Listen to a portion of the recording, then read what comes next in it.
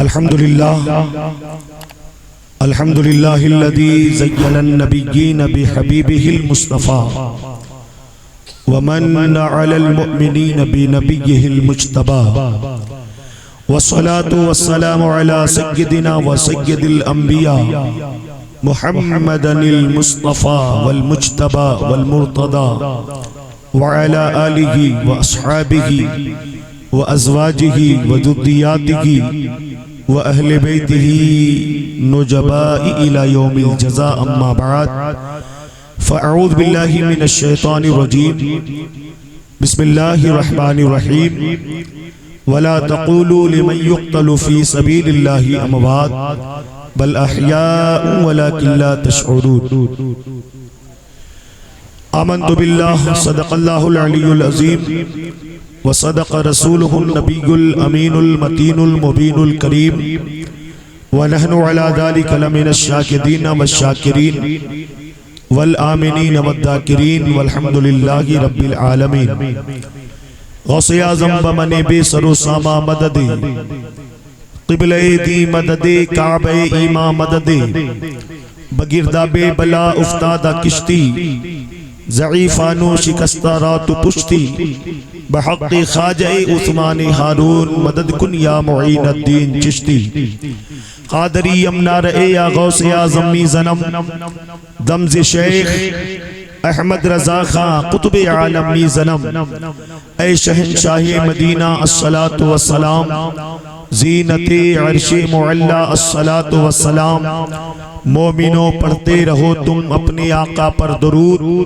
ہے فرشتوں کا وظیفہ الصلاة والسلام اور جب فرشتے قبر میں جلوہ دکھائیں آپ کا ہو زبان پہ پیارے آقا الصلاة والسلام اور میں وہ سنی ہوں جمیل قادری مرنے کے بعد میں وہ سنی ہوں جمیل قادری مرنے کے بعد میرا لاشا بھی کہے گا صلاۃ و سلام۔ حضرات بعد نماز عشاء سے لے کر اب تک آپ نے بہترین شعراء سے بہترین لات و مناقب کی اشعار سماعت کر کے اپنے قلوب و اذہان کو منور و مجلہ فرما رہے تھے۔ بیچ میں آپ نے چند منٹ کے لیے میرے چھوٹے صاحبزادے عزیزم ریحان رضا سلمہ سے آپ نے تقریر سماعت کی اور اپنی محبتوں سے انہیں نوازا۔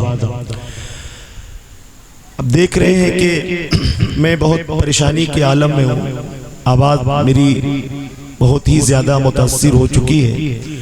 میں مائک والے کی بارگاہ میں گزارش کرتا ہوں کہ آپ کچھ مائک میں ایسا سسٹم پیدا کریں کہ میری آواز سامعین تک خوبصورت انداز میں پہنچ جائے اور میں اپنی باتیں ان تک پہنچا سکوں۔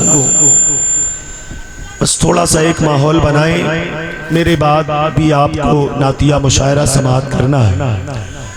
آپ ذکر شہداء کربلا کی محفل میں تشریف رکھتے ہیں، اللہ تعالی ہماری اور آپ کی حاضری کو نواز مصطفیٰ کے صدقے میں قبول و مقبول عطا فرمائے۔ ذرا محبت سے بولیں آمین۔ آئیے کہ سننے اور سنانے سے پہلے ہم اور آپ جی لگا کر انتہائی عقیدت و محبت کے ساتھ تاجدار کون و مکان سیاہ لا مکان سید المرسلین خاتم النبیین طہ و یاسین شفیع المذنبین شہریار ارم تاجدار حرم جناب احمد مجتبی محمد مصطفیٰ صلی اللہ علیہ وآلہ وسلم کی بارگاہ رسالت و نبوت میں جی لگا کر انتہائی عقیدت و محبت کے ساتھ پورا مجمع درود پاک کا نذرانہ پیش کرے۔ پڑھے بواد بلند اللہم صلی علی سیدنا و مولانا محمد و بارک وسلم صلاۃ و سلام علیک یا رسول اللہ یا حبیب اللہ صلی اللہ تعالی علیہ وآلہ وسلم۔ حضرات جب بھی درود شریف پڑھنے کے لیے کہا جائے تو آپ حضرات درود شریف پڑھا کریں۔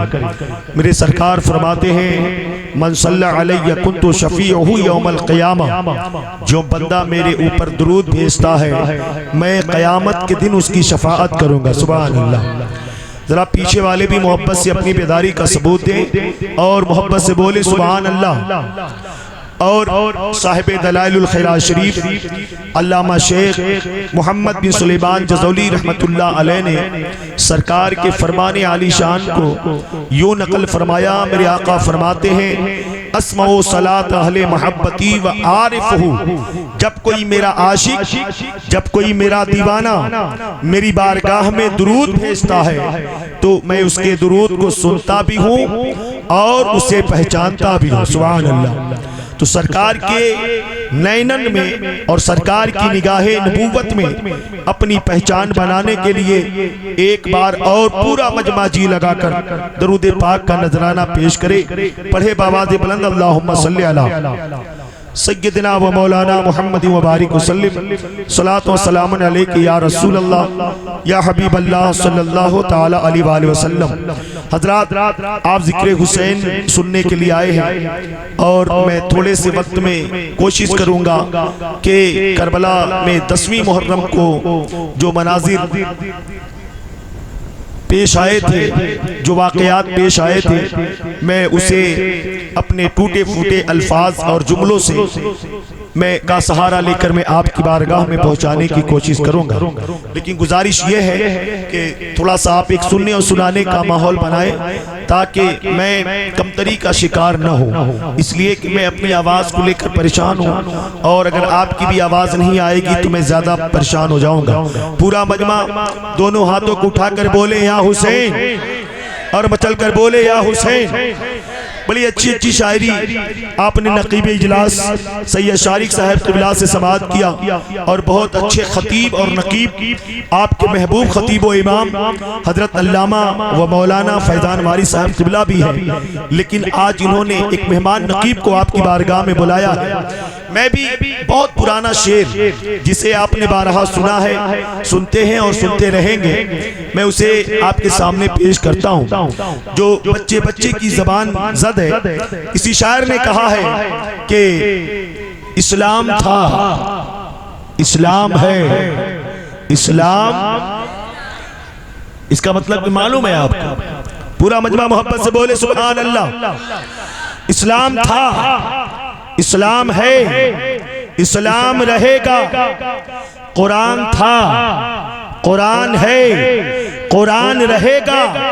اور اسلام کی گردن پہ حسین ابن علی کا، اسلام کی گردن پہ حسین ابن علی کا احسان تھا، احسان ہے، احسان رہے گا.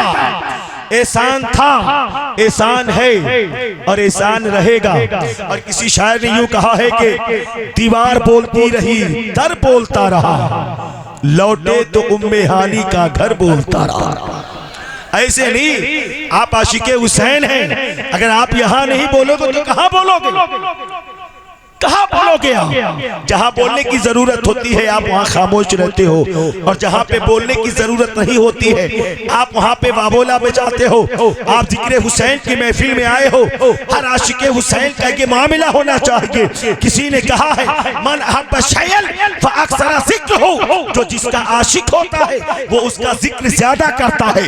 آج ہم اور آپ محفل حسین کو سجا کر آپ نے یہ باور کرا دیا ہم کسی دنیا دار کے عاشق نہیں ہے.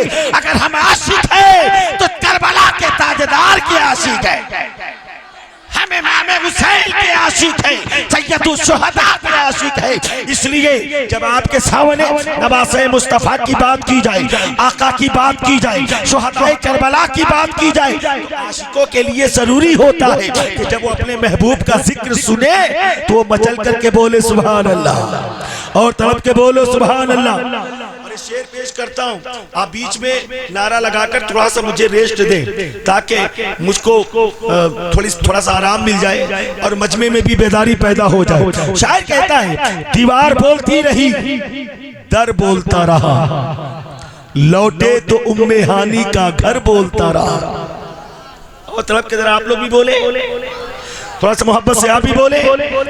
دیوار بولتی رہی، در بولتا رہا، لوٹے تو ام ہانی کا گھر بولتا رہا. اور تھرا گئے یزید کے سب لشکروں سپاہ، تھرا گئے یزید کے سب لشکروں سپاہ، ارے نیزے پہ جب حسین کا سر بولتا رہا، تھن آ گئے یزید کے.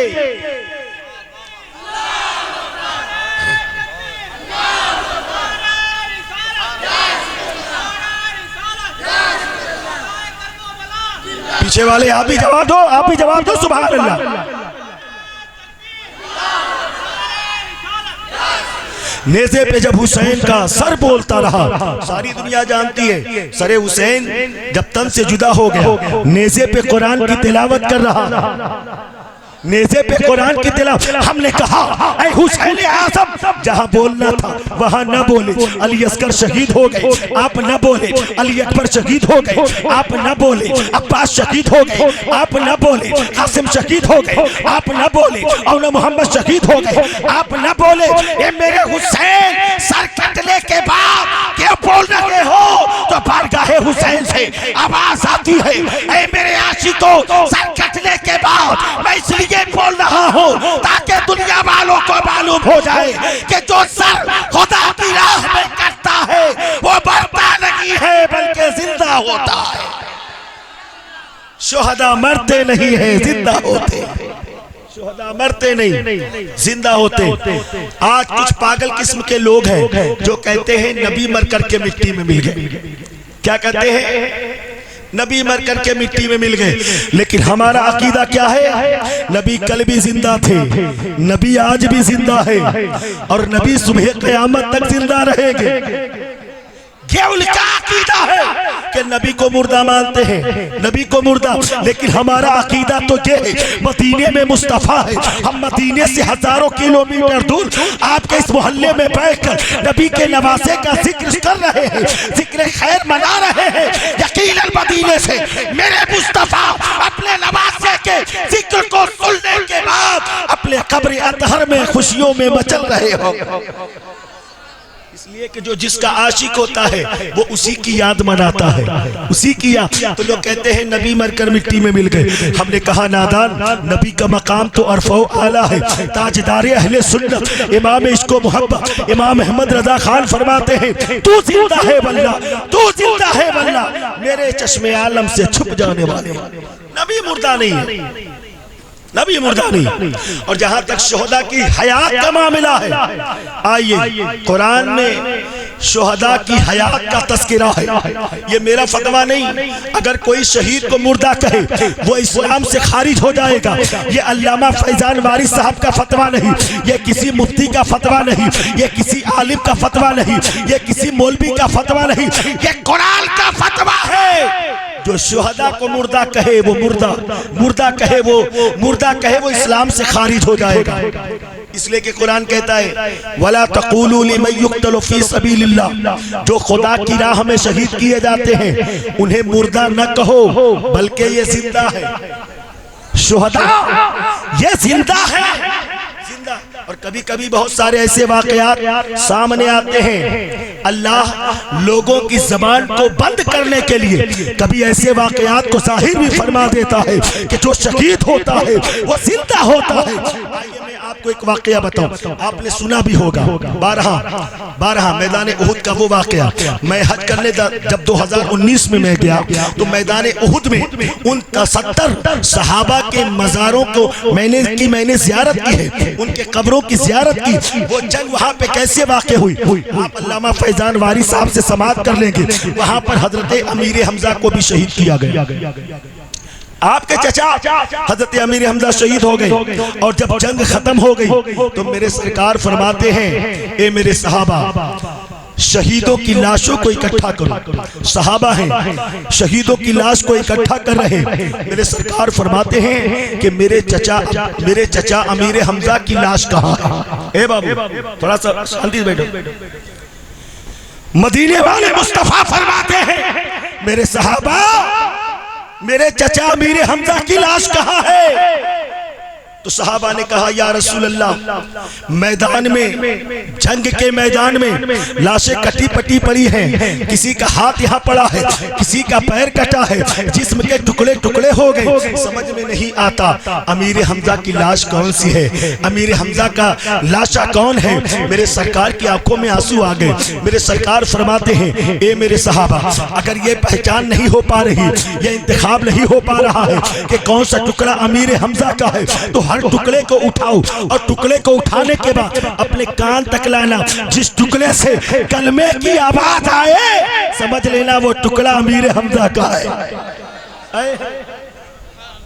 سمجھ لینا وہ ٹکڑا امیر حمزہ کا ہے۔ اب صحابہ آئے میدان جنگ میں اور آنے کے بعد انہوں نے ہر ایک ایک ٹکڑے کو اٹھایا، ایک ٹکڑا اٹھایا، آواز نہیں آ رہی ہے، اسے الگ رکھ دیا، دوسرا ٹکڑا اٹھایا، اس ٹکڑے سے جسم کا دوسرا ٹکڑا اٹھایا، اس ٹکڑے سے لا الہ الا اللہ محمد رسول اللہ کی آواز آ رہی ہے، اب اسے الگ کر دیا، ٹکڑا اٹھاتے جا رہے اور جن جن ٹکڑوں سے کلمے کی آواز آ رہی ہے صحابہ اسے الگ کرتے جا رہے ہیں۔ روایت میں آیا ہے 18 ٹکڑے ایسے آئے جن ٹکڑوں سے کلمے کی آواز آ رہی تھی، ان 18 ٹکڑے کو اکٹھا کیا، صحابہ لے کر میرے سرکار کی بارگاہ میں آئے۔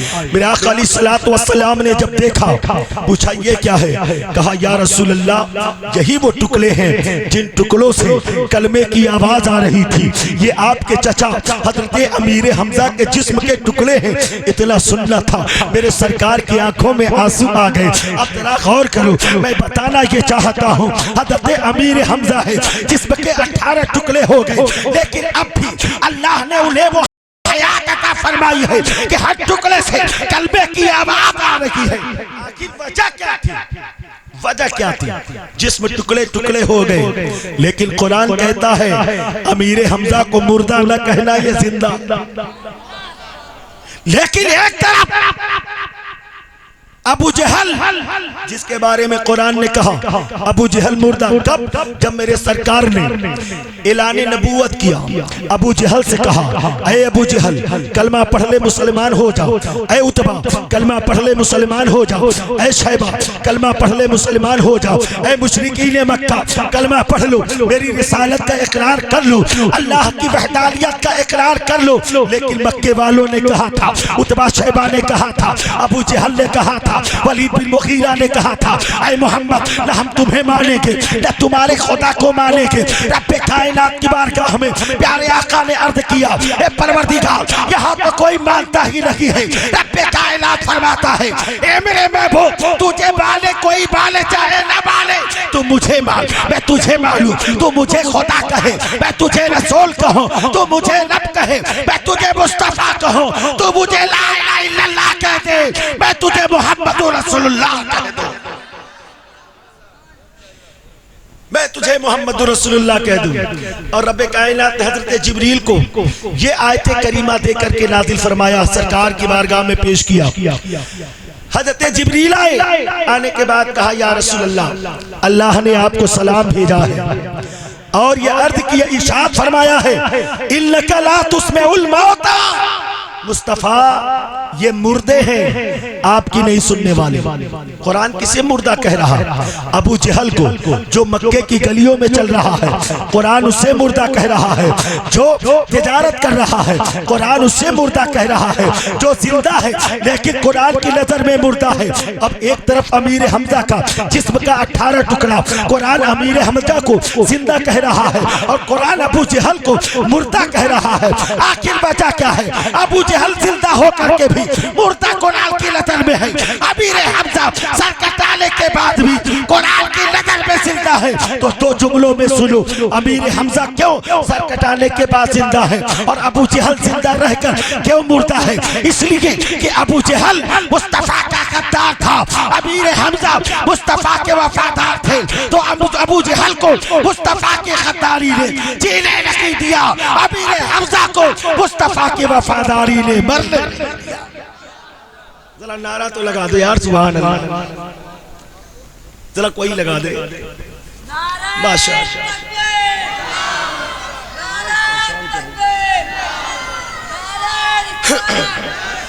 نعرہ رسالت، عشق محبت، عشق محبت۔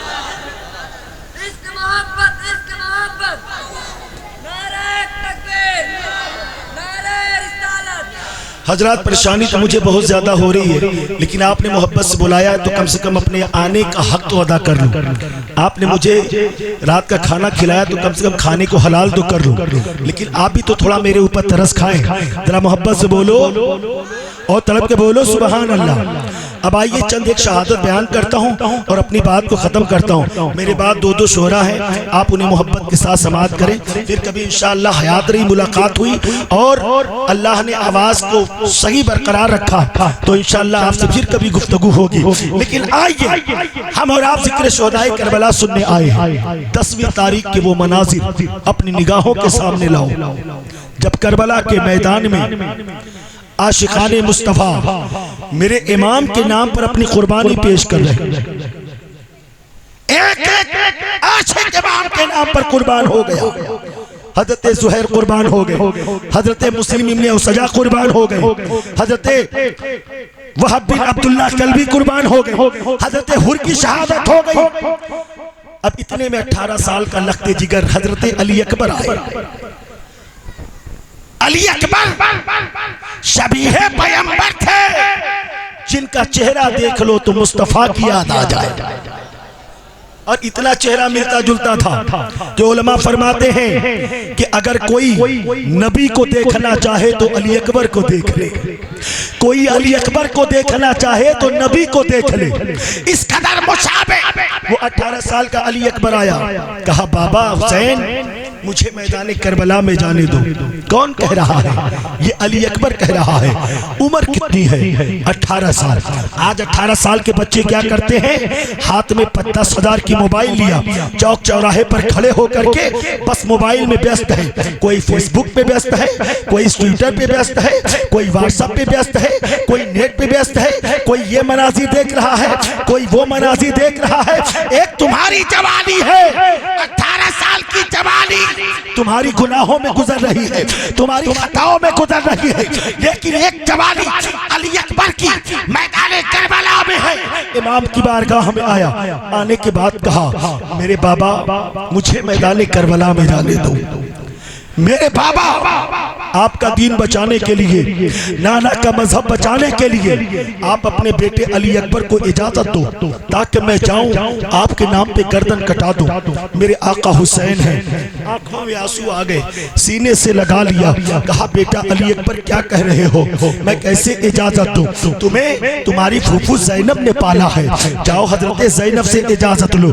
میرے سرکار کا بیٹا امام علی مقام کا لخت جگر حضرت امام علی اکبر خیمے کے اندر گئے، جانے کے بعد حضرت زینب پاک سامنے ہیں، ان کے چادر میں حضرت امام علی اکبر نے اپنے سر کو چھپایا ہے، اور چھپانے کے بعد کہا اے میری پھوپھو زینب مجھے میدان کربلا میں جانے دو، اسلام کے نام پہ گردن کٹانے دو۔ اتنا سنا ہے حضرت زینب پاک تڑپ جاتی ہیں، سینے سے لگایا، کہا کہ بیٹے علی اکبر کیسی باتیں کر رہے ہو، کیسی باتیں کر رہے ہو؟ میں نے تمہارے پہلے تمہارے لیے میں نے اپنے بیٹے اون محمد کو قربان کر دیا ہے، تو نہ جاؤ، میرے سرکار کے چہرے سے تمہارا چہرہ ملتا ہے، تو شبیہ مصطفیٰ ہے، تو شبیہ پیغمبر ہے۔ ہمیں جب بھی اپنے نانا کو دیکھنے کی خواہش ہوتی ہے علی اکبر ہم تیرا چہرہ دیکھ لیتے ہیں، دل کو سکون مل جاتا ہے، ہم تیری صورت دیکھ لیتے ہیں، دل کو قرار مل جاتا ہے۔ اے علی اکبر تو میدان کربلا میں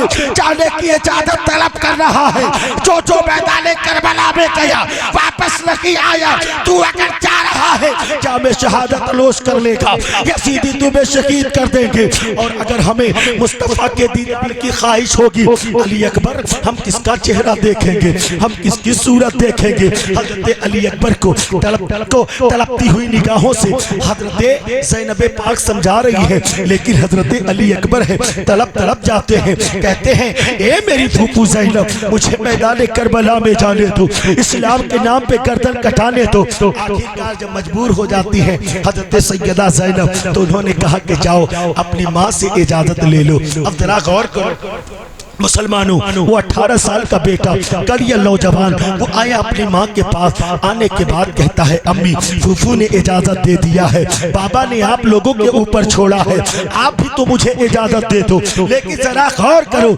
اور اس ماں کے محبت کو سلام کرو جس ماں نے اپنے سینے پر صبر کی سل رکھ کر کے اپنے 18 سال بیٹے کو میدان کربلا میں جانے کی اجازت دیا ہے۔ حضرت شہربانوں نے کہا میرے لال میں کیسے تمہیں جانے نہ دوں، یہاں تو دین کا سوال ہے، یہاں تو مذہب کا سوال ہے، اگر میں تمہیں اسلام کی حفاظت کے لیے میدان کربلا میں نہ جانے دوں گی میں رسول اللہ کی بارگاہ میں رسوا ہو جاؤں گی، سکتہ کی بارگاہ میں رسوا ہو جاؤں گی۔ جاؤ میرے لال جاؤ، اسلام کے لیے اپنا خون بہا دو، اسلام کے لیے گردن کٹا دو۔ اب حضرت امام علی اکبر ہیں، اپنے ماں کے ہاتھوں کو بوسا دیا ہے، میدان کربلا کی طرف جانے کا ارادہ کیا ہے، حضرت زینب کے قدموں کو بوسا دیا ہے، خیمے سے باہر نکلنے کا ارادہ جیسے ہی کرتے ہیں، جیسے ہی خیمے کے دروازے کے قریب پہنچے ماں کی ممتا تڑپ اٹھی ہے، ماں کا دل مچلنے لگا ہے۔ کہا بیٹا علی اکبر رک تو جاؤ، بیٹا علی اکبر رک تو جاؤ۔ علی اکبر رک گئے، کہا ماں کیا بات ہے؟ کہا بیٹا علی اکبر ایک مرتبہ اپنا آخری چہرہ تو دکھا دے، ایک مرتبہ اپنے چہرے کو آخری بار تو دکھا دے، پھر پتہ نہیں مجھے اپنے لال کا چہرہ دیکھنا نصیب ہوگا کہ نہیں ہوگا۔ میرے لال ایک مرتبہ اپنی پیشانی کو بوسا تو دے لینے دے۔ حضرت امام علی اکبر پلٹ کر کے آتے ہیں، ان کی آنکھوں میں بھی آنسو ہے، ماں تڑپ جاتی ہے، حضرت علی اکبر کو سینے سے چمٹا کر خوب دعائیں دیتی ہے، حضرت علی اکبر کی پیشانی کو چوما ہے۔ دعائیں لینے کے بعد حضرت علی اکبر ہیں خیمے سے باہر آئے، ان کے والد گرامی حضرت امام حسین خیمے کے باہر کھڑے ہیں، اور حضرت امام علی اکبر کہتے ہیں بابا جان پھوپھو زینب نے اجازت دے دیا ہے، امی جان نے اجازت دے دیا ہے، بابا آپ بھی تو مجھے اجازت دے دو، قربان جاؤ حسین اعظم پر، قربان جاؤ نواسہ مصطفیٰ پر۔ امام حسین ہے حضرت علی اکبر کو شہادت کا دولہا بنا رہے ہیں، ان کے ہاتھوں میں تلوار دیا ہے، ان کے ہاتھوں میں ڈھال کو دیا ہے، سر پر پہ خود انہوں نے رکھا ہے، اور پھر اس کے بعد حضرت علی اکبر کو شہادت کا دولہا بنا کر میرا حسین میدان کربلا میں بھیج رہا ہے۔ وہ 18 سال کا کڑیا نوجوان میدان کربلا میں چلا ہے، 22,000 کا لشکر جنرال ایک طرف ہے، اور ایک طرف حسین کا شہزادہ ہے، ایک طرف علی کا پوتا ہے، ایک طرف حسین کا بیٹا ہے۔ حضرت علی اکبر میدان کربلا میں گئے ہیں، 22,000 کا لشکر جنرال ہے، لیکن جب نواسہ مصطفیٰ کا لاڈلا تلوار کو چلا رہا ہے یزیدیوں میں زلزلہ برپا ہو گیا۔ میرے حسین خیمے پہ کھڑے ہو کر دروازے پہ کھڑے ہو کر وہ دیکھنا چاہتے ہیں ذرا میں تو دیکھوں میرا لال کتنی بہادری کے ساتھ یزیدیوں سے مقابلہ کر رہا ہے، سمجھ میں آتا نہیں۔ چاروں طرف سے یزیدیوں نے گھیرا بنا لیا ہے، دھول اتنی اڑ رہی ہے، گرد اتنی اڑ رہی ہے کہ حضرت امام حسین کو یہ سمجھ میں نہیں آ رہا ہے کہ میرا بیٹا علی اکبر کہاں ہے، میرا لگتے جگر علی اکبر کہاں ہے، لیکن یہ احساس ہوتا کہ بھیڑ یزیدیوں کی کبھی ادھر بھاگ رہی ہے کبھی ادھر بھاگ رہی ہے، تب حسین کو سمجھ میں آتا لگتا ہے میرا علی اکبر یزیدی ادھر جو بھاگ رہے ہیں، میرا علی اکبر ادھر یزیدیوں کو مار رہا ہے، علی اکبر کبھی ادھر مار رہا ہے تو یزیدی ادھر بھاگ رہے ہیں۔ اور روایتوں میں آیا ہے ایک ہی بار میں نواسہ مصطفیٰ کا لاڈلا حضرت علی اکبر نے 500 یزیدیوں کو واصل جہنم بنا دیا۔ تھک ہار گئے علی اکبر، تھک ہارنے کے بعد آئے حسین کی بارگاہ میں، آنے کے بعد کہا بابا جان یزیدیوں کو کاٹتے مارتے ہاتھیں شل ہو گئی، پیاس کی شدت سے زبان خشک ہو گئی، جسم کمزور ہو رہا ہے، کہتے ہیں میرے بابا ایک گھونٹ اگر پانی مل جائے تو تنہا علی اکبر ان 22,000 یزیدیوں کے لیے کافی ہے۔ ایسے نہیں، محبت سے بولو سبحان اللہ۔ دل کا بھوکا پیاسا علی اکبر 22,000 یزیدیوں سے مقابلہ کر کے آ رہا ہے، لیکن اس کے باوجود بھی جذبہ علی اکبر دیکھو۔ علی اکبر کہتے ہیں بابا اگر ایک گھٹ پانی مل جائے تو تنہا علی اکبر 22,000 یزیدیوں کو واصل جہنم بن جائے گا، بنا دے گا، واصل جہنم بنا دے گا۔ میرے آقا حسین فرماتے ہیں بیٹے کیسے پانی دوں، پانی تو یزیدیوں نے بند کر دیا ہے۔ علی اصغر پیاسے رہ گئے، اور سکینہ پیاسی ہے، شہربانو پیاسے ہیں، اور محمد پیاسے چلے گئے، حضرت قاسم پیاسے چلے چلے گئے، میں بھی پیاسا ہوں، تم بھی پیاسے ہو، میں پانی کہاں سے دوں؟ آج کچھ لوگ اسی بات کو لے کر وہ کہتے ہیں کربلا کے میدان میں جب حسین اپنے بیٹے کی پیاس کو نہ بجھا سکے تو میدان محشر میں تمہارے کس کام آئیں گے؟ ہم نے کہا زبان پہ تالے دو، زبان پہ لگام لگاؤ۔ جو لوگ ایسا بولتے ہیں کہ حسین جب اپنے بیٹے کے کام نہ آ سکے تو وہ تمہارے کیا کام آئیں گے؟ جب اپنے بیٹے کو نہ بچا سکے تو تمہیں کیا بچائیں گے؟ تو سنو، میرا حسین میدان کربلا میں اپنے بیٹوں کو بچانے نہیں گیا تھا، بچانے نہیں گیا تھا، اپنے بیٹوں کو راہ خدا میں لٹانے گیا تھا۔ اگر بچانے پہ آتے تو علی اصغر بچ جاتے، بچانے پہ آتے علی اکبر بچ جاتے، بچانے پہ آتے اولو محمد بچ جاتے، بچانے پہ آتے قاسم بچ جاتے، بچانے پہ آتے عباس بچ جاتے، بچانے پہ آتے بہت جانثار بچ جاتے، لیکن بچپن میں جو نانا سے وعدہ کیا تھا کربلا میں نبھا رہے ہیں، بچپن میں جو ماں سے وعدہ کیا تھا وہ کربلا میں نبھا رہے۔ کہتے ہیں کہ پانی بند کر دیا گیا، کتنے مجبور تھے؟ ہم نے کہا کہ نادان، میرے حسین کے اوپر پانی بند کیا گیا، یہ حسین کی مجبوری نہیں تھی، یہ حسین کی مجبوری نہیں تھی۔ آج تو دیکھ رہا ہے کربلا میں حسین کے اوپر پانی بند کیا گیا، لیکن یہ کیوں نہیں دیکھتا کہ اجمیر کی دھرتی پر اسی حسین کے اولاد میں خواجہ غریب نواز کے اوپر بھی پانی بند کیا گیا تھا۔ پیار سے بولو، سنائے تاریخ ہے، پانی وہاں بھی بند، پانی وہاں بھی بند، لیکن میرے خواجہ نے چاہ لیا تو چھوٹے سے پیالے میں پورا انا ساگر بلا لیا۔ انا ساگر حضرت غریب نواز ہے کون؟ یہ شہزادہ حسین ہے، شہزادہ حسین، ان کی اولاد میں کئی پشتوں کے بعد خواجہ غریب نواز ہے، تو جب بیٹے کی طاقت کا یہ عالم ہے تو حسین کی طاقت کا عالم کیا ہوگا؟ حسین کی، لیکن آخر وجہ کیا تھی؟ پانی وہاں بھی بند، پانی یہاں بھی بند، حسین نے وہاں پانی نہ منگایا، غریب نواز نے یہاں پانی منگا لیا۔ غریب نواز نے پانی منگا کر یہ بتا دیا، اے دنیا والو، وہ تو میرے جد امجد حسین اعظم استقامت میں صبر کر رہے تھے، ورنہ اگر میں پانی منگا سکتا ہوں تو میرا حسین اگر نہر فرات کو حکم دیتا تو نہر فرات میرے حسین کے قدموں میں آ جاتا۔ اور دوسری بات یہ، آپ نے ایک پانی آب زمزم کا نام سنا، بڑا متبرک پانی، علامہ فیضان صاحب قبلہ تشریف فرما ہے، آپ ان سے پوچھو اس پانی کا وجود کیسے ہوا؟ ابراہیم خلیل اللہ کا شہزادہ حضرت اسماعیل ذبیح اللہ پیاس کی وجہ سے جب ایریوں کو رگڑتے، ان کی ماں حضرت حاجرہ ہے، دیکھا بیٹا پیاسا ہے، صفا مروہ پہاڑی ہے، کبھی اس پہاڑی پہ جا رہی، کبھی اس پہاڑی پہ جا رہی، جب کسی نے کہا ہے کہ جب بیٹا تڑپتا ہے تو ماں کا دم نکلتا ہے، اور جب ماں تڑپتی ہے تو پھر زمزم نکلتا ہے۔ حضرت اسماعیل ذبیح اللہ پیاس کی وجہ سے ایریوں کو رگڑنا شروع کیا۔ تاریخ بتاتی ہے کہ جیسے ہی ابراہیم خلیل اللہ کا شہزادہ اسماعیل ذبیح اللہ اپنے پیر کی ایریوں کو رگڑتے ہیں تو وہیں سے آب زمزم نکلنا شروع ہو گئے، آب زمزم نکلنا شروع ہو گیا۔ اب مجھے کہنے کا حق دیا جائے، مجھے کہنے کا حق دیا جائے کہ اگر مینا کے میدان میں ابراہیم خلیل اللہ کا شہزادہ اسماعیل ذبیح اللہ اپنے پیر کی ایڑیوں کو رگڑ دے تو آب زمزم نکل جائے، کربلا کے میدان میں اگر حسین کا بیٹا ننھا علی اصغر اپنے پیر کی ایڑیوں کو رگڑ دیتا تو آب زمزم لگی حوض کوثر نکل جاتا، حوض کوثر نکل جاتا۔ لیکن میرے آقا حسین وہاں پانی پینے کے لیے نہیں گئے تھے، اپنے نانا کا دین بچانے گئے تھے۔ تڑپ کے بولو سبحان اللہ۔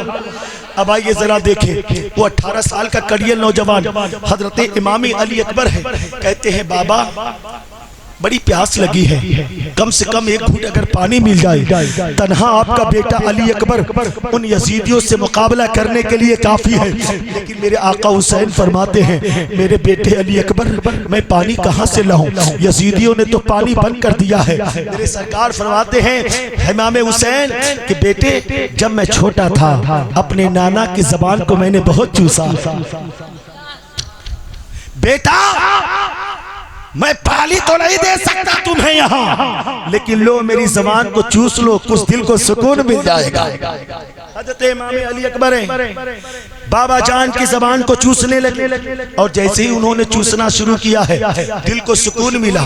پھر اس کے بعد کھڑے ہوئے، کہا بابا دل کو بہت سکون ملا ہے، دل کو بہت طاقت ملی ہے، دل کو بہت راحت ملی ہے۔ اے بابا اب آپ اپنے بیٹے کو سینے سے لگا لو، اب آپ کا بیٹا جا رہا ہے میدان کربلا میں، واپس آنے کے لیے نہیں بلکہ آپ کے نام پہ گردن کٹانے جا رہا۔ اب 18 سال کا کلیہ نوجوان میدان کربلا میں گیا ہے، 22,000 کا لشکر جرار ہے، چاروں طرف سے تیر اور تلواریں چل رہی ہے۔ میرا آقا حسین کا شہزادہ حضرت علی اکبر یزیدیوں سے لڑ رہے، جسم میں کئی تیر لگے، جسم میں کئی تلواروں کے زخم آئے، اور ایک ایسا نیزہ یزیدیوں کے جانب سے آیا ہے جو نیزہ حضرت امام علی اکبر کے بالکل دل میں آ کر کے پھنس جاتا ہے۔ حضرت امام علی اکبر تیوری کھا کر میدان کربلا میں گر جاتے ہیں، اس لیے کہ نیزہ دل میں گھس چکا ہے، پیوست ہو چکا ہے، نیزے کی انیاں دل میں کہیں جا کر کے پھنس چکی ہے۔ حضرت امام علی اکبر جیسے کہ میدان کربلا میں گرے ہیں، امام علی اکبر نے آواز دیا ادرک لی یا ابا، ادرک لی یا ابا، اے میرے بابا آپ کا بیٹا علی اکبر میدان کربلا میں گر رہا ہے، اپنے بیٹے کی خبر گیری کرو۔ جیسے کہ آواز دیا ہے میرے آقا حسین دوڑتے ہوئے حضرت امام علی اکبر کے پاس آئے، کیا دیکھا امام علی اکبر کے جسم پر نہ جانے کتنے تیر اور تلواروں کے زخم آئے ہیں، اور ایک نیزہ ہے جو علی اکبر کے سینے میں دھسا ہوا ہے۔ اما نمدیدہ آنکھوں سے اس شہادت کو سنو، اپنے دل کو رونے پہ مجبور کرو۔ آج تم بھی نوجوان ہو، لیکن ایک نوجوان کربلا میں بھی ہمیں نظر آ رہا ہے، ایک نوجوان کربلا میں بھی ہمیں دکھائی دے رہا ہے۔ حضرت امام علی اکبر میدان کربلا میں گرے ہیں، نیزہ حضرت امام علی اکبر کے سینے میں دھسا ہوا ہے۔ میرے امام آتے ہیں، طلب کر کے اپنے لال کو دیکھا ہے، سر اٹھا کر اپنے زانو پہ رکھا ہے، امام علی اکبر کا چہرہ میرے سرکار امام حسین دیکھ رہے ہیں۔ حضرت امام علی اکبر اپنے بابا جان کا چہرہ دیکھ رہے ہیں، جسم بالکل کمزور ہو چکا ہے، جسم سے خون نکل چکا ہے۔ حضرت امام علی اکبر کے اوپر نقاہت طاری ہے۔ امام علی اکبر کمزور سی آواز میں حضرت امام حسین سے کہتے ہیں، اور ایک ایسا جملہ کہا ہے جس کو سننے کے بعد ملائے اعلیٰ کے فرشتے بھی تڑپ گئے، جس کو سننے کے بعد حور و غلمان بھی تڑپ گئے، جس کو سننے کے بعد رب کی رحمت بھی مچلنے لگی۔ حضرت علی اکبر کے سینے میں نیزہ گھسا ہوا ہے، اور اس کے باوجود بھی حضرت علی اکبر نے کہا بابا بہت تکلیف ہو رہی ہے، بابا بہت درد ہو رہا ہے۔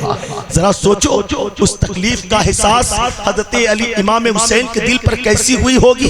آج تمہارے سامنے تمہارے بیٹے کے پاؤں میں اگر کانٹا چبھ جائے تو باپ کو کتنی تکلیف ہوتی ہے، اگر سوئی چبھ جائے تو ماں باپ کو کتنا درد ہوتا ہے، لیکن کربلا کے میدان میں علی اکبر کے سینے میں کوئی کانٹا نہیں چبھا ہے، کوئی سوئی نہیں چبھی ہے، وہ ایک ہاتھ کا نیزہ، نیزے کا پھل امام علی اکبر کے سینے میں دھس چکا ہے۔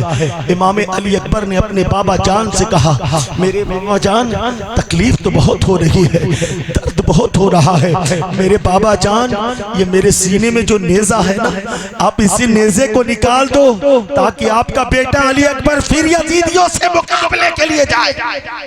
نیزہ نکال دو سینے سے، آپ کا بیٹا علی اکبر اب بھی یزیدیوں سے مقابلے کے لیے تیار ہے۔ میرے امام کھڑے ہوئے اپنے بیٹے کے سر کو نیچے رکھا ہے، میرے حسین نے اپنے بیٹے کے سینے میں دھسے ہوئے اس نیزے کو پکڑا، پکڑنے کے بعد اسے نکالنا چاہ رہے ہیں۔ حضرت امام علی اکبر کو اتنی شدت سے تکلیف ہوتی ہے کہ حضرت امام علی اکبر اسے برداشت نہیں کر پا رہے. امام حسین اپنے لخت جگر کے سینے سے وہ نیزہ نکالنا چاہ رہے دھیرے دھیرے تاکہ بیٹے کو تکلیف نہ ہونے پائے, نیزہ نکل جائے. لیکن جیسے ہی نیزہ نکالنا چاہ رہے ہیں, نیزے کے ساتھ نیزہ نکالنا چاہ رہے ہیں, جسم ہل رہا ہے, نیزہ نہیں نکل رہا, اس لیے کہ نیزہ اندر جا کر دل میں پھنس چکا تھا, وہ آسانی سے نہیں نکل رہا ہے. آپ نے دیکھا ہوگا بھالا, یہ جو بھالا ہوتا ہے نیچے اس طریقے سے مڑا ہوتا ہے, وہ جسے عقوری کہتے ہیں, وہ عقوری جا کر دل میں پھنس چکی ہے. حضرت امام حسین وہ نیزہ نکالنے کی کوشش کر رہے لیکن نیزہ نہیں نکل رہا, جسم ہل رہا ہے, نیزہ نہیں نکل رہا. تھوڑی سی اور طاقت کو اکٹھا کیا ہے تاکہ نیزہ نکل جائے. علی اکبر کو تکلیف نہ ہونے پائے. عرش کے فرشتے بھی تڑپ رہے ہیں, ملائے اعلیٰ کے فرشتے بھی تڑپ رہے ہیں, نیزہ نہیں نکل رہا ہے. حضرت امام حسین اپنی پوری طاقت کو جمع کرنے کے بعد علی اکبر کے سینے سے جب نیزہ نکالا تو صرف نیزہ نہیں نکلا, نیزے میں بیٹے کا تلا ہوا دل باہر آ گیا, کوس کا لوتڑا باہر آ گیا, خون کا پروارہ جاری ہو گیا. حضرت امام حسین نے جب اپنے بیٹے کے سینے سے اس دل کو نکالتا ہوا دیکھا, اتنا صدمہ پہنچا, اتنا صدمہ پہنچا کہ میرے حسین کی عمر اس وقت 56 سال ہے اور ان کے داڑھی اور سر کا ایک بھی بال سفید نہیں تھا.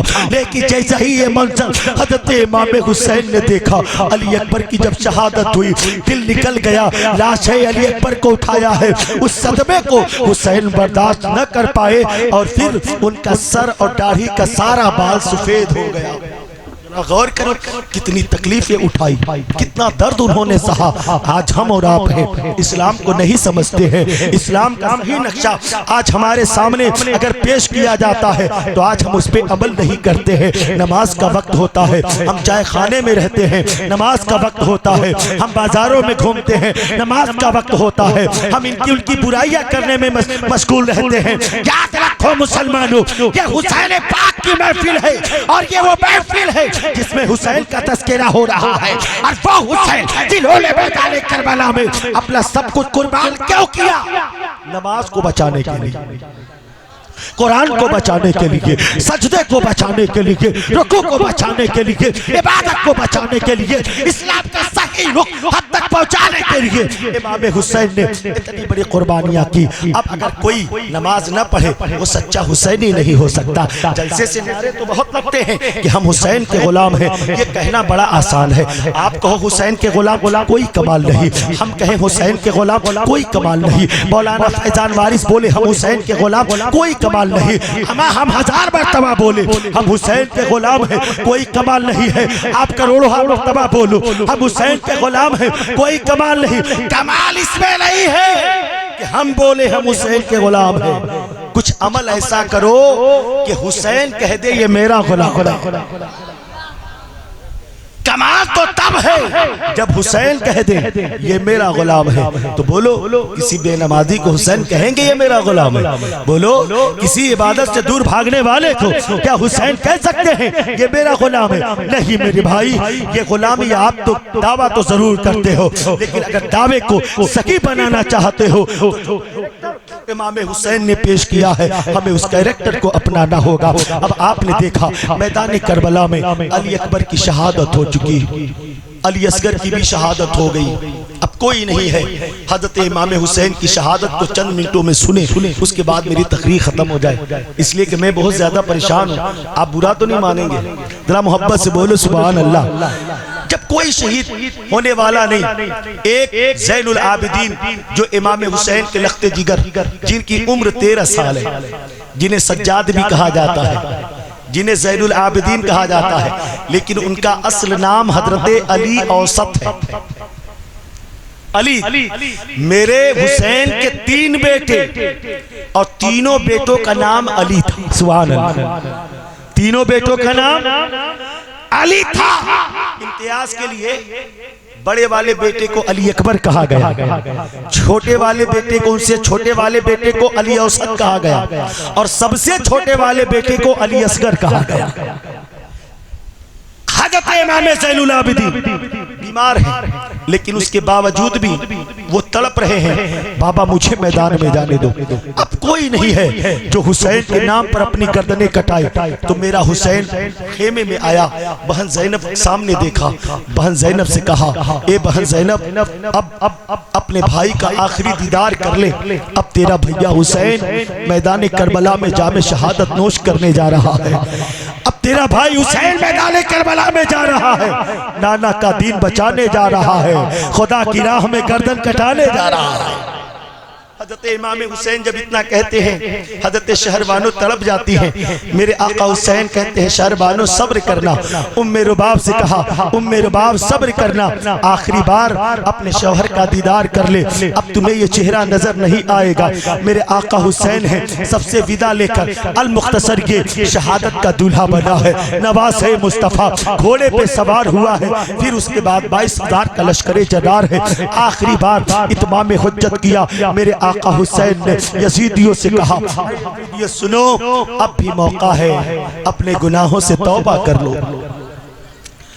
اب بھی موقع ہے, اپنی غلطیوں سے باز آ جاؤ. میں علی اصغر کے قاتل کو بھی معاف کر دوں گا, میں علی اکبر کے قاتل کو بھی معاف کر دوں گا.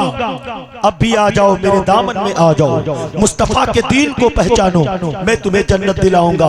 لیکن وہ یزیدی جن کے مقدر میں جنت نہیں تھی بلکہ جنت کی ہوا تک نہیں تھی, ان یزیدیوں نے چاروں طرف سے میرے امام کے اوپر تیر کی بارش کر دیا. میرا حسین بچتے بچاتے خیمے میں آئے. خیمے میں آنے کے بعد حضرت زینب سے کہا اے میری بہن زینب میری ننھی سکینہ کا خیال رکھنا. بیٹی کا خیال ابھی دل میں ہے, بیٹی کا ذرا غور کرو مسلمانوں. ایک باپ ہے, 8 سال کی بچی سکینہ ہے, کتنی محبت ہوگی اس باپ کے دل میں بیٹی کی. میرے حسین نے کہا اے میری زینب میری ننھی سکینہ کا خیال رکھنا, وہ مجھ سے بے پناہ محبت کرتی ہے, میرے بغیر اسے نیند نہیں آتی ہے.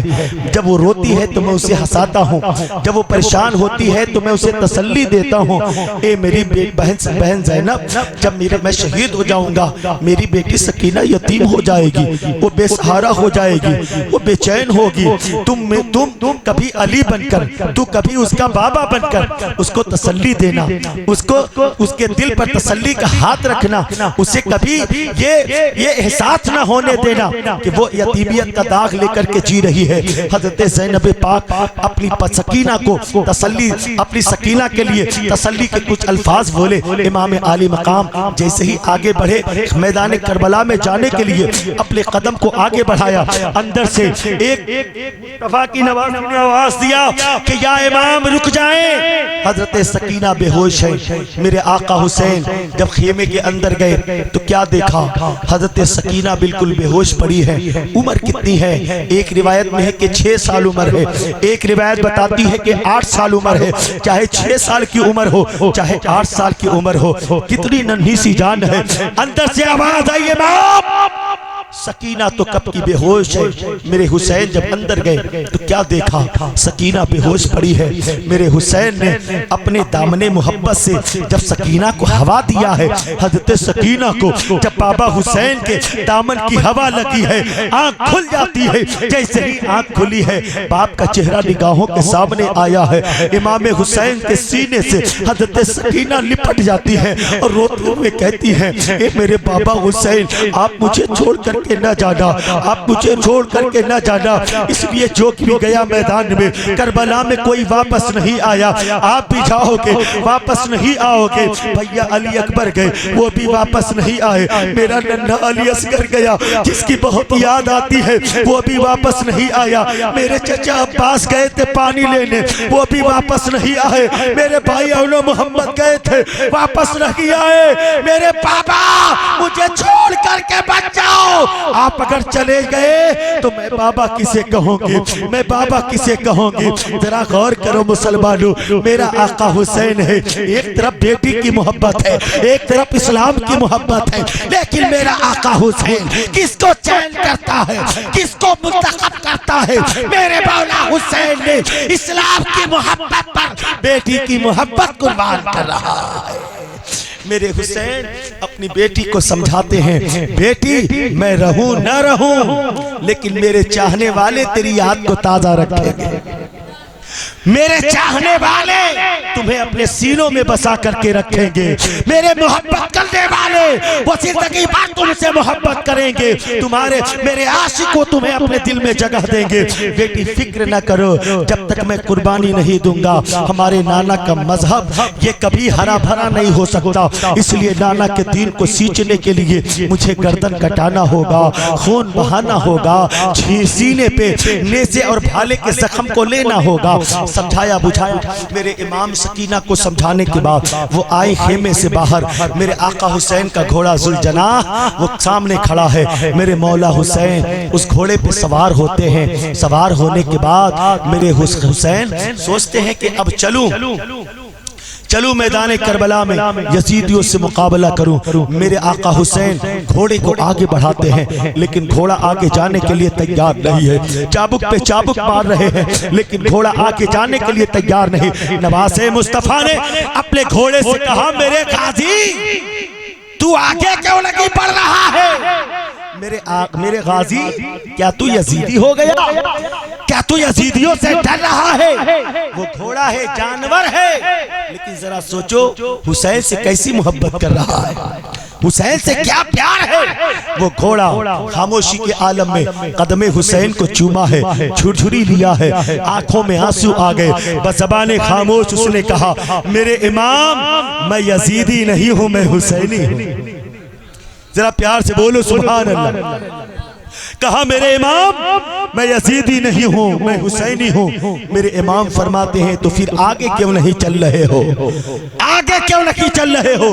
اس گھوڑے نے کہا، میرے امام میں کیسے آگے بڑھوں؟ میرے قدموں میں تو آپ کی ننھی سکینہ نے میرے قدموں کو اپنے محبت بھرے ہاتھوں سے تھام رکھا ہے۔ میرے امام اگر میں آگے بڑھوں گا سکینہ دب جائے گی، میں سکینہ کو دبا کر یزیدی نہیں بننا چاہتا، میں سکینہ کو بچا کے حسینی بننا چاہتا۔ میرے حسین نے جب اپنی نگاہ کو نیچے ڈالا تو کیا دیکھا؟ حضرت سکینہ ہے، گھوڑے کے قدموں کو پکڑی ہے اور اپنے باپ کو دیکھ رہی ہے، آنکھوں میں آنسو جاری ہے، ٹکٹکی بات کر ایک حسرت بھری نگاہوں سے پھر ان کے دل سے صدا آتی ہے، میرے بابا چھوڑ کر کے نہ جاؤ، اپنی بچی سکینہ کو یتیم نہ کرو، اپنی بچی سکینہ کو اس طریقے سے بے یار و مددگار نہ چھوڑو، بابا آپ چلے جاؤ گے میں بابا کسے کہوں گی؟ میری بہن صغرا مدینہ میں ہے، وہ آپ کے تعلق سے پوچھے گی، میں کیا جواب دوں گی؟ میرے بابا مجھے چھوڑ کر کے نہ جاؤ، میرے بابا مجھے یتیم بنا کر کے نہ جاؤ۔ میرا حسین بھی رو رہا ہے، ننھی سکینہ بھی اپنے بابا کو دیکھ کر کے رو رہی ہے۔ میرے آقا حسین گھوڑے سے نیچے اترے، اپنی سکینہ کو گود میں لیا ہے، سینے سے لگایا ہے، کہا بیٹی سکینہ صبر کرو، اس طریقے سے محبت کی زنجیروں سے میرے پیروں کو نہ باندھو، اگر تو نے مجھے جانے نہ دیا تو اسلام کا صحیح رخ تمہارے نانا جان کی امت تک نہیں پہنچ سکتا ہے، اس لیے اسلام کا صحیح رخ دکھانے کے لیے مجھے میدان میں جانا ہوگا، اپنے خون کو بہانا ہوگا، اپنی گردن کو کٹانا ہوگا۔ سکینہ بھی رو رہی ہے، میرے حسین بھی رو رہے ہیں، ایک بیٹی رو رہی ہے، ایک باپ رو رہا ہے۔ تسلی دیا نواز مصطفیٰ نے، سمجھ گئی حسین کی بیٹی سکینہ اپنے باپ کے سینے سے الگ ہوئی، الگ ہونے کے بعد کہا، میرے بابا الوداع، جاؤ اسلام کے لیے گردن کٹا دو۔ میرے حسین سے لگتے جگر کہتی ہے، سکینہ نے کہا، اے میرے بابا جان جاؤ، آپ کی بیٹی اپنے سینے پر یتیمیت کا داغ لے کر جی سکتی ہے، لیکن آپ کی بچی کو یہ گوارا نہیں ہے کہ اسلام کے اوپر یتیمیت کا تھپا لگ جائے، اس لیے جاؤ میدان کربلا میں آپ اپنی گردنیں کٹا دو۔ میرے آقا حسین اپنی بیٹی کو خیمے کے اندر بھیجا ہے، میرے بہن چلے میدان کربلا میں 22,000 کا لشکر جرار ہے، میرے آقا حسین یزیدیوں سے مقابلہ کر رہے، جو بھی یزیدی سامنے آتا نواز مصطفیٰ کی تلوار کیا چلتی ہے، یزیدیوں کو گاجر موری کی طرح کاٹتے جا رہے ہیں۔ ایسا لگ رہا تھا کہ علی کا کردار حسین کے اندر سما گیا ہے، حسین کی تلوار چل رہی ہے تو ایسا لگ رہا تھا کہ بجلی کی کڑک ہے جو जैसे कि हुसैन की तलवार किसी यजीदी के ऊपर पड़ती है, उसका जिस्म दो टुकड़े हो जाता है। हुसैन मैदान करबला में सिद्दीकी सदाकत लेकर चले हैं, उमर की अदालत लेकर चले हैं, हजरत उस्मान की सखावत लेकर के चले हैं। मेरा हुसैन मैदान करबला में यजीदियों को काटता जा रहा है, यजीदियों को वासिले जहन्नम बनाता जा रहा है। और एक वक्त वो भी आया था जब मेरा हुसैन काटते हुए यजीदियों को नहरे फुरात तक पहुंच गया। नहरे फुरात तक मेरे आका हुसैन का घोड़ा नहरे फुरात में अपने कदम को डालता है। मेरे हुसैन को पानी पीना मकसूद नहीं था, लेकिन ये दिखाना था, ऐ यजीदियों, तुम्हारे चाहने से नहरे फुरात तुम हम पे रोक नहीं सकते। ये देख तन्हा हुसैन तुम्हारे इतने पहरे के बावजूद आज नहरे फुरात के करीब आ चुका है। मेरा हुसैन आया, तलवारें चल रही है, यजीदियों को काट रहे। यजीदियों ने सोचा ये अगर इसके तलवार को न रोका गया, ये 22,000 का लश्कर जन्नत एक तन्हा हुसैन मैदान करबला में काट कर 22,000 यजीदियों को जहन्नम में पहुंचा देगा। इसलिए हुसैन की तलवार को रोका जाए। आखिर कैसे रोका जाए? हुसैन की तलवार को ज़ैनब का तकद्दुस हुसैन की तलवार को नहीं रोक पा रही, सकीना का ख्याल हुसैन के तलवार को नहीं रोक पा रहा, अली असगर की शहादत ने हुसैन के तलवार को न रोक पाई, अली अकबर औलो मोहम्मद की याद हुसैन के तलवार को नहीं रोक पाई। तलवारें चल रही है, यजीदियों को काटते जा रहे, लेकिन कब तक लड़ता? जिस्म में न जाने कितने तीर पैवस्त हो चुके हैं, न जाने कितने नेज़े के जख्म आ चुके हैं, न जाने कितने तलवारों के जख्म आ चुके हैं। एक तीर ऐसा आया है जो मेरे आका हुसैन की पेशानी में लग गया है, पेशानी में तीर लग गया, तीर आकर के फंस गया है। मेरे आका हुसैन है, उसके बावजूद भी यजीदियों से मुकाबला कर रहे। एक तीर ऐसा भी आया था मैदान करबला में जो हुसैन के गले में आर पार हो गया था। मेरा हुसैन जैसे ही गले में तीर लगा है, तेवरी खा करके मेरा हुसैन जिस्म बिल्कुल कमजोर हो चुका है। मेरे हुसैन घोड़े पर हैं, घोड़े के ऊपर मेरे आका हुसैन ने घोड़े के गले में अपने दोनों हाथों को डाल दिया है, बिल्कुल कमजोर हो गए। अब तलवार चलाने की सकत नहीं है, अब जिस्म में कोई हिम्मत नहीं है, अब ताकत नहीं है, जिस्म से खून बह बह करके मेरे आका हुसैन बिल्कुल कमजोर हो चुके हैं। घोड़े की गर्दन पर अपने जिस्म का सारा बोझ डाल दिया है। घोड़ा भी कितना वफादार था, देखा कि हुसैन तलवार नहीं चला सकते, तो अब उसने पूरे मैदान करबला में चक्कर लगाना शुरू किया। चारों तरफ से यजीदियों ने घेरा बंदी कर लिया है। अब वो घोड़ा चक्कर लगा रहा है कि कहीं से रास्ता मिले तो मैं हुसैन को खेमे तक पहुंचा दूं, कहीं से रास्ता मिले मैं हुसैन को उनकी बहन ज़ैनब के पास ले जाऊं, कहीं से रास्ता मिल जाए तो मैं नन्ही सकीना के पास हुसैन को पहुंचा दूं। लेकिन चारों तरफ से यजीदियों ने रास्ते को बंद कर रखा है और उस घोड़े के ऊपर भी यजीदियों ने तीर का निशाना बनाया। आखिर थक हार कर घोड़ा एक जगह रुक जाता है। मेरे आका हुसैन है, घोड़े पर हैं, जिस्म में जान बस चंद सांसें बाकी हैं। मेरे मौला हुसैन मैदान करबला में है। अब उनका जिस्म घोड़े से नीचे गिरने लगा है। जैसे ही मेरे आका हुसैन का जिस्म अतहर घोड़े से नीचे आया तो डायरेक्ट मेरे सरकार हुसैन का जिस्म ये ज़मीन करबला से मस नहीं हुआ, बल्कि हुसैन का जिस्म अतहर मेरे हुसैन के जिस्म पाक में जो नेज़े और तीर लगे हुए थे, मेरे हुसैन का जिस्म उन तीरों और नेज़ों के ऊपर पड़ गया।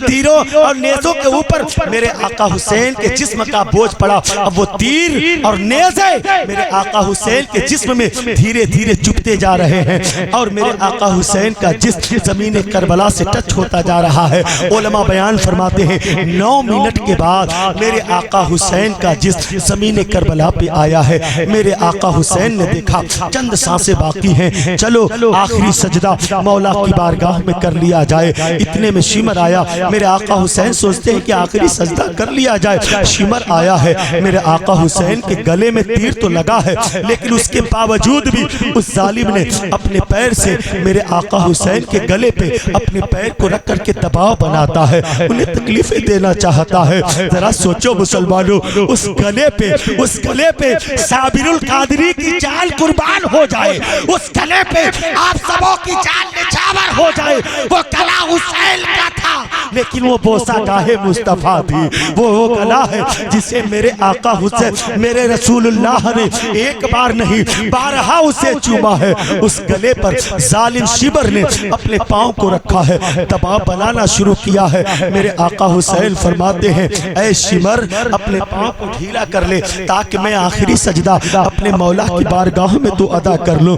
ذرا غور تو کرو مسلمانوں، آج ہمیں نماز کی فکر نہیں ہوتی ہے، آج ہمیں نماز کا شوق نہیں ہوتا ہے، لیکن حسین والوں ذرا دیکھو کربلا کے میدان میں اتنے تیروں تلواروں کے زخم لگے ہیں، لیکن میدان کربلا میں میرے مولا حسین کو اگر کوئی فکر ہے تو وہ دنیا کی فکر نہیں ہے، میرے آقا حسین کو سجدے کی فکر ہے، میرے آقا حسین کو سجدے کی فکر ہے۔ میرے حسین نے کہا اے یزیدیو، اے شمر اپنے پاؤں کو ہٹا دے تاکہ میں آخری سجدہ اپنے رب کی بارگاہ میں ادا کر لوں، لیکن شمر پاؤں کو ڈھیلا نہیں کر رہا، اس کی پاؤں میں پاؤں کا دباؤ پڑتا جا رہا۔ پوری طاقت جمع کرنے کے بعد نواز مصطفیٰ نے اپنی پیشانی کو سجدے میں رکھا ہے۔ جیسے ہی پیشانی کو سجدے میں رکھا، میرے آقا حسین نے جیسے ہی سجدے میں رکھا، ظالموں نے ایسا وار کیا ہے میرے حسین کا سر دم سے جدا ہو جاتا ہے۔ انا للہ و انا الیہ راجعون، جام شہادت نوش کر لیا میرے آقا حسین نے۔ میں کہہ کر اپنی گفتگو ختم کرنا چاہوں، بولو بات سمجھ میں آ رہی ہے؟ ذرا محبت سے بولو سبحان اللہ، اور طرف کے بولو سبحان اللہ۔ میرے بھائیو، ہم اور آپ حسین کی شہادت کو سنتے تو ضرور ہیں، لیکن صرف ایک افسانے کے طور پہ سنتے ہیں، کہانی کے طور پہ سنتے ہیں۔ 10 دن خم مچلیں گے اور جیسے ہی عاشورہ کا دن ختم ہو جاتا ہے تو پھر وہ چیز ختم۔ ہم کہتے ہیں یاد حسین صرف 10 دن منانے کے لیے نہیں ہے، پوری زندگی منانے کے لیے ہے، پوری زندگی منانے کے لیے ہے۔ اگر امام حسین میدان کربلا میں نہ ہوتے تو آج اسلام ہم لوگوں تک نہیں ہوتا، یزید کی خلافت نہیں کرتے تو آج اسلام کا صحیح رخ ہم لوگوں تک نہیں ہوتا۔ مخالفت کیوں کیا؟ کچھ لوگ کہتے ہیں امام حسین بادشاہت کے لیے لڑ رہے تھے، امام حسین سلطنت کے لیے لڑ رہے تھے۔ ہم نے کہا نہ ہنجارو، اپنے زبان پہ قابو رکھو۔ اس حسین کو دنیا کے بادشاہت کی ضرورت کیا ہو سکتی ہے جس حسین کو مصطفیٰ نے جنت کا بادشاہ بنا دیا ہے؟ جنت کا بادشاہ ہے، جنتی جوانوں کا بادشاہ ہے، اسے دنیا کی بادشاہت کی ضرورت نہیں ہے۔ دنیا کہتے ہیں کہ حکومت کے لیے گئے، سلطنت کے لیے گئے، میں نے کہا نہیں، میرے آقا حسین سلطنت اور خلافت کے لیے نہیں گئے تھے۔ اگر خلافت قائم کرنا ہوتی تو مدینہ شریف میں ہی خلافت قائم کر لیتے۔ مخالفت کیوں کیا؟ یزید کے خلاف آواز کیا بلند کیا؟ میرے آقا حسین کو معلوم تھا یزید شرابی ہے، یزید فاسق ہے، یزید بے نمازی ہے، یزید جواری ہے، یزید حرام کار ہے، یزید زناکار ہے، یزید وہ ہے جس نے اسلام میں تحریف کیا، یزید وہ ہے جس نے اسلام کا صحیح رخ کے بجائے غلط رخ دنیا والوں کے سامنے پیش کرنا چاہا، یزید وہ ہے جس نے اپنی شریعت میں سگی ماں اور سگی بہن سے نکاح کو جائز قرار دیا تھا۔ بولو ایسا عقیدہ جس کا ہو آپ اس سے محبت کرو گے؟ کیا اس کی محبت آپ کے دل میں ہوگی؟ کیا اس کے لیے ذرا سا بھی پیار آپ کے دل میں ہوگا؟ یہی مخالفت کیا تھا میرے آقا حسین نے۔ حسین سب کچھ گوارا کر سکتا ہے لیکن ایک حرامی کی، ایک حرام کام کرنے والے کی خلافت کو تسلیم نہیں کر سکتا، ایک شرابی کی خلافت کو تسلیم نہیں کر سکتا، شریعت کو منحرف کرنے والے کی خلافت کو تسلیم نہیں کر سکتا۔ میرے آقا حسین نے علم بغاوت کو اسی لیے بلند کیا۔ ایسے شخص کی خلافت اگر حسین قبول کر لے تو عام آدمی کسی کو بھی اپنا خلیفہ بنا لے۔ میرے آقا حسین نے خلافت قبول نہ کر کے یزید کی یہ بتا دیا اے لوگوں، خلافت اگر کسی کو تسلیم ماننا کرنا ہے، کسی کو حاکم بنانا ہے تو اس کے پاور کو نہ دیکھو، اس کے اندر کی اچھائیوں کو دیکھو، اس کے اندر کی کوالٹی کو دیکھو۔ اگر مصطفیٰ کا وفادار ہے تو اس کو اپنے سر پہ بٹھا لینا، مصطفیٰ کا غدار ہے تو پاؤ پا کر اسے مسجد سے باہر کر دیا۔ ہم حسین والے ہیں، ہم حسین کے غلام ہیں۔ آخری بات کہہ کر میں اپنی بات کو تمام کرتا ہوں۔ میرے آقا حسین نے میدان کربلا میں ایک سجدہ کیا تھا، سر کو سجدے میں کٹایا۔ کسی شاعر نے کہا ہے نہ مسجد میں نہ بیت اللہ کی دیواروں کے سائے میں نماز عشق ادا ہوتی ہے تلواروں کے سائے میں۔ ذرا محبت سے بولو یا سبحان اللہ۔ آخری بات، میرے آقا حسین آخری سجدہ کیا۔ ایک تفکر پیش کرتا ہوں، ایک فکر، ایک ہی سجدہ کیوں کیا؟ ہم اور آپ جب نماز پڑھتے ہیں تو ایک رکعت میں کتنے سجدے ہوتے ہیں؟ ایک رکعت میں کتنے سجدے؟ 2 سجدے ہوتے ہیں۔ میرے حسین نے ایک ہی سجدہ کیا، سجدہ کیا۔ وہ ایک سجدہ کیوں کیا؟ علامہ فیضان واری صاحب کی بلائے میں ایک فکر پیش کرتا ہوں۔ اب تقریر ختم ہو گئی، پھر کبھی انشاءاللہ ہو جائے گا۔ تقریر ہو گئی نہیں، کوئی بات نہیں، بس آخری بات میں بیان کرتا ہوں، پھر کبھی انشاءاللہ جو باتیں رہ گئی فیضان واری صاحب قبلہ ہے الحمدللہ وہ آپ کے سامنے بیان کریں گے۔ میں بڑی تکلیف میں بول رہا ہوں، یہ آپ کی محبت ہے کہ آپ مجھے سماعت کر رہے ہیں۔ حضرت زینب کی بات انہوں نے کیا کہ حضرت زینب کے بارے میں کچھ بیان کیا جائے، حضرت زینب کے بارے میں۔ تو زینب تو وہ حضرت امام حسین کی بہن جنہیں کون نہیں جانتا، زینب پاک، مصطفیٰ کی نواسی زینب پاک، علی کی شہزادی حضرت زینب، فاطمہ کے لاڈلی حضرت زینب۔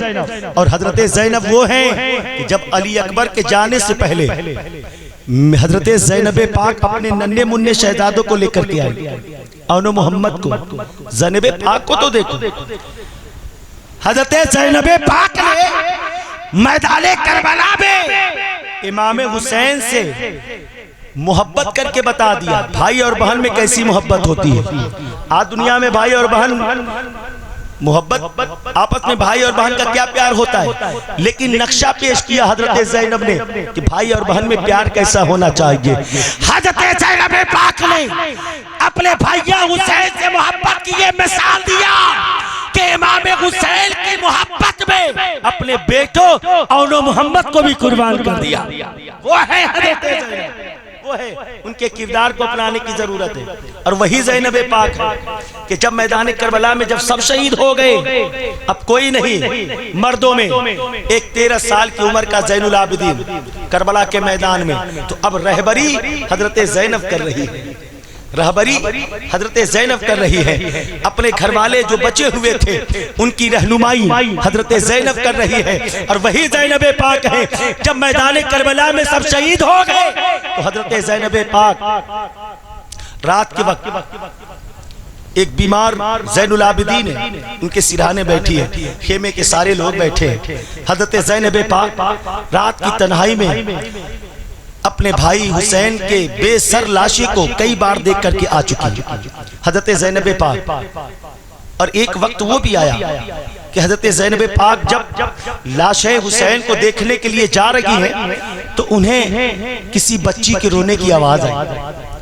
ایسا لگ رہا ہے جیسے کوئی بچی سسک رہی ہے، کوئی بچی رو رہی ہے۔ حضرت زینب پاک اس بچی کی آواز کی جانب بڑھی تو کیا دیکھا؟ حضرت سکینہ ہے، ایک بے سر کے لاشے کے اوپر جھک کر اس کے سینے سے لگ کر کے رو رہی ہے، رو رہی ہے، بابا حسین بابا حسین کہہ رہی ہے، بابا حسین بابا حسین کہہ رہی۔ ذرا سوچو 8 سال کی بچی جس کا باپ شہید ہو گیا ہو، اس بچی کے دل پر کیا بیتی ہوگی؟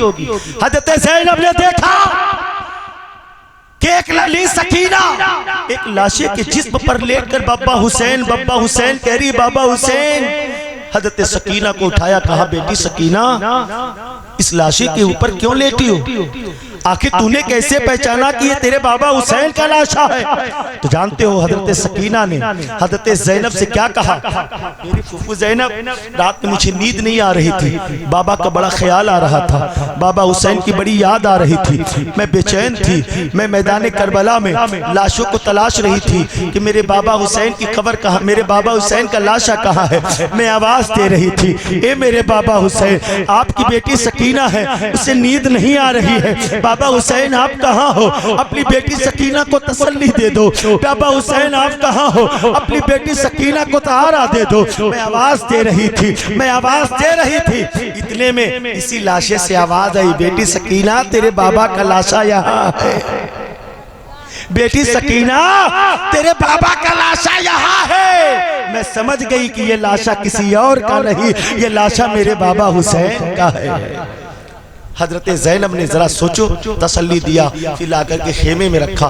میرے بھائیو کہانی اگر بیان کی جائے بہت ہے، لیکن حضرت زینب نے پورا سہارا بند کر کے ان حرم کی عورتوں کو، اہل بیت اطہار کو جو بچے ہوئے تھے، وہاں سے کوفہ، پھر کوفے سے یزید کے دربار میں، پھر وہاں سے وہ قافلہ جب مدینے گیا ہے، سب کی رہنمائی حضرت زینب نے کیا ہے۔ پھر اس کے بعد کیا کیا واقعات ہوئے، واقعات کربلا، ماں بعد کربلا، کیا کیا مناظر پیش آئے، کیا کیا واقعات رونما ہوئے، پھر کبھی انشاءاللہ حیات رہی، ملاقات رہی تو ان واقعات کو بیان کیا جائے گا۔ بس یہ میں کہنا چاہ رہا تھا کہ میدان کربلا میں نواسہ مصطفیٰ نے ایک ہی سجدہ کیوں کیا؟